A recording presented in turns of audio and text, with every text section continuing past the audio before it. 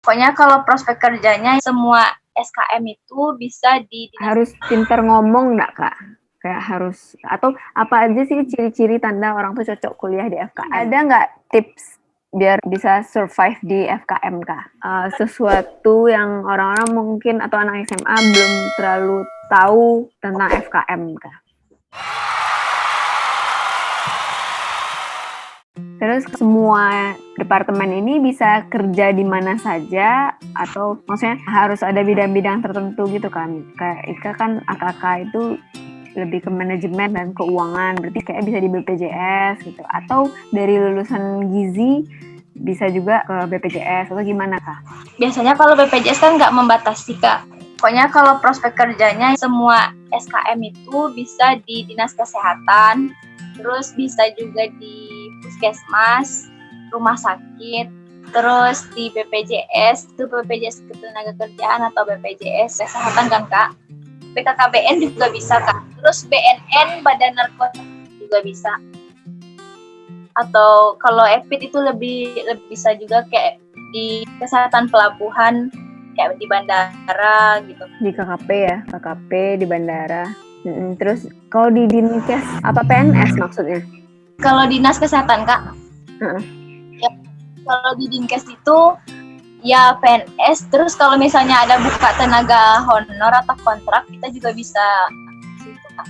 Berarti tapi umumnya kesehatan emang PNS sih Kak. Soalnya kan naungannya di luar kementerian. Iya. Berarti maksudnya ikut tes CPNS ya? Ikut tes CPNS Kak. Berarti lumayan banyak ya lapangan pekerjaannya. Luas lah lumayan. Bisa di BPJS, di BKKBN, Dinkes, di KKP, di rumah sakit juga bisa kan? Iya bisa Kak, di rumah sakit juga bisa. Kalau di Puskesmas kita di bagian kayak tim promosi kesehatan, terus bagian dari nyuluhannya lah gitu Kak. Iya, preventif, promotif ya. Lebih ke promotif sama preventif. Iya, oke. Kakak lebih ke promotif sama kuratif kan Kak? Oh iya, iya. Oke. Di FKM tuh kira-kira harus pintar ngomong nggak Kak? Kayak harus, atau apa aja sih ciri-ciri tanda orang tuh cocok kuliah di FKM gitu? Dia mau kuliah di FKM, yang pertama tuh harus ada niat dari hatinya kan Kak, mau kuliah di FKM. Terus emang punya public speaking yang, kalau dibilang public speakingnya harus bagus juga enggak sih Kak, maksudnya emang setidaknya udah bisa lah menjelaskan public speakingnya gitu. Terus intinya kalau dia mau di FKM kan kita tuh nggak tenaga medis kan Kak, kita kan lebih ke menangani masyarakat, lebih ke promotif dan preventifnya kan, kita lebih ke pencegahan dan promosi. Kalau misalnya adik-adiknya mau ke FKM, ya kita lebih banyak bersosialisasi lah dengan masyarakat gitu Kak, harus bisa mendekatkan diri gitu. Orang yang bisa sosialisasinya tinggi lah gitu Kak. Orang yang senang bersosialisasi sama ke masyarakat gitu ya. Kadang kan ada orang malas gitu kayak ngomong-ngomong sama masyarakat itu kan kadang malas gitu kayak tipikalnya. Ya. Kenapa? Putus-putus. Ya, itu kayak ya malu atau malas ngomong sama masyarakat. Tapi kalau di FKM kita lebih luas lah gitu Kak, bisa ya, mengenal masyarakat gitu.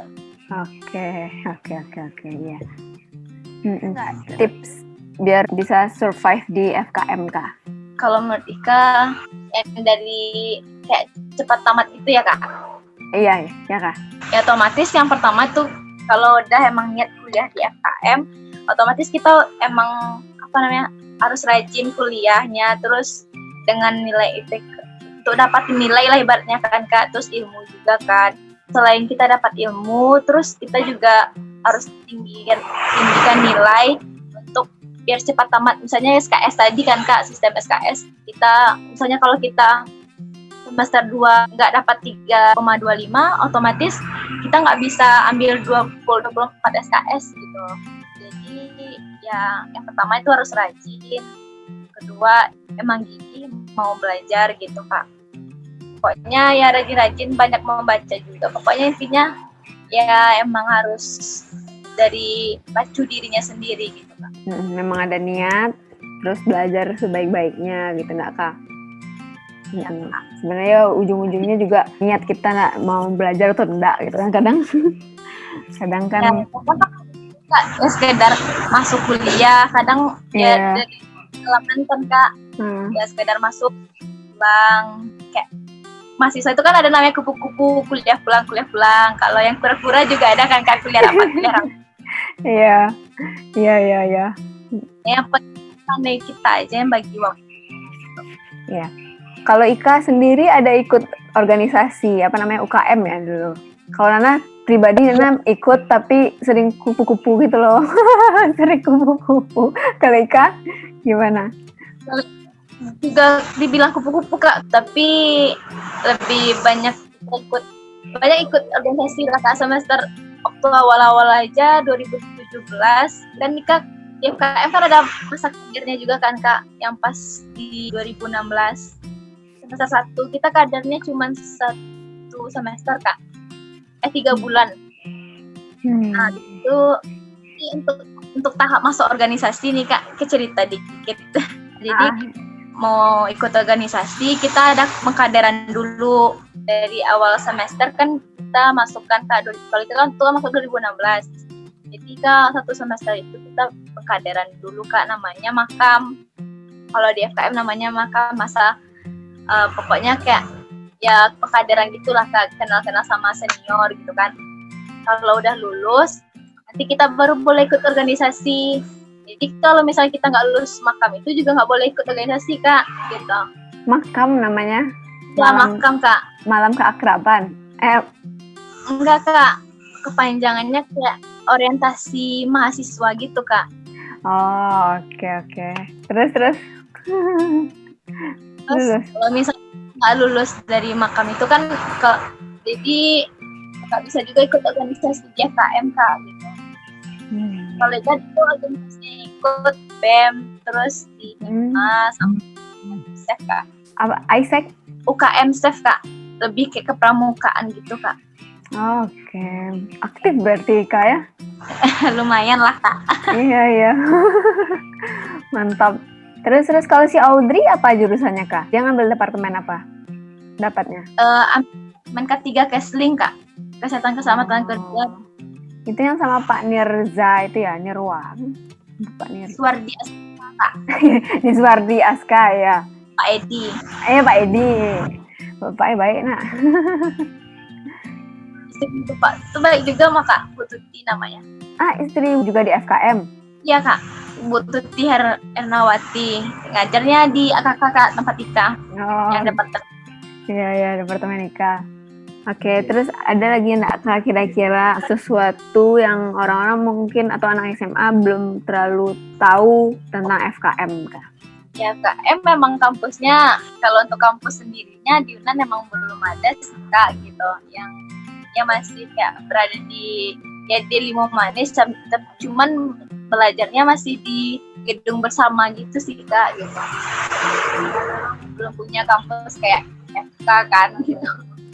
Terus kayak farmasi juga belum ada Kak. Jadi kita belajarnya masih di gedung bersama gitu. Oh, gedung bersamanya di UNAN atas ya Kak? Ya Kak, yang di Limo Manis dari gedung A, B, C, D, E, F, G. Berapa sih Kak? Banyak kan gedung. Yang di mana tuh? Kadang-kadang dekat mana? Di C Kak, di C atau di H, terus di G. Oh, oke. Dekat rektorat? Enggak Kak, yang dekat pernah juga sih di gedung A dekat audit Kak. Oh, auditorium. Oke. Iya. Tahu.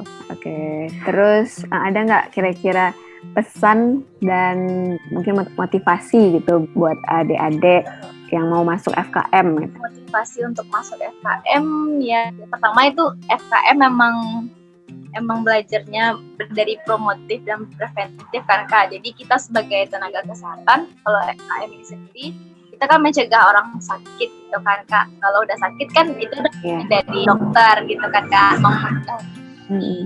Sekarang kita intinya kalau kita mau jadi untuk tenaga kesehatan kayak mau ikut berpartisipasi sebagai tenaga penyuluh atau promosi ya adik-adik bisa masuk ke FKM UNAN gitu. Kita belajar di sana juga dosennya juga baik-baik, terus pokoknya ya kita lebih banyak ke masyarakat gitu sih Kak.